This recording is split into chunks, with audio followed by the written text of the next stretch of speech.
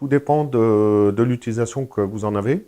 En fait, voilà, on va dire que chez les professionnels, le plus répandu, c'est l'ordinateur portable, puisque le professionnel, il est voué à travailler souvent de chez lui en télétravail ou de se déplacer un petit peu partout. Donc du coup, il se sert d'un ordinateur portable et qui branche après sur une station où du coup, il a après ses écrans, claviers, etc. En tant que particulier, on le voit de toute façon, on vend de plus en plus d'ordinateurs portables, voilà, parce que le particulier préfère plutôt que la bonne vieille tour dans le salon.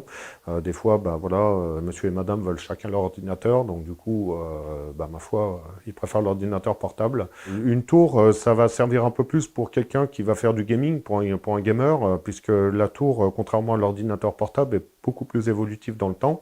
C'est-à-dire une tour, on peut lui changer juste la carte graphique, on peut lui changer le processeur, on peut lui rajouter de la RAM, des cartes, d'autres cartes réseau, voilà, tout un tas de choses comme ça.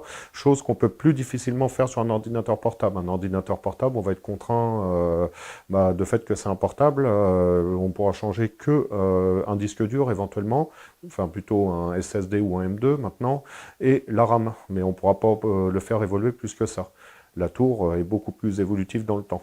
Quelqu'un, par exemple, qui a un budget limité pour une tour gaming, il peut partir sur une petite tour avec enfin, sur une tour avec une petite carte graphique plutôt, et par exemple se dire, bah, dans 6 mois, voilà, je peux me permettre de m'acheter une grosse carte graphique, donc du coup, on pourra lui mettre une carte graphique un petit peu plus grosse.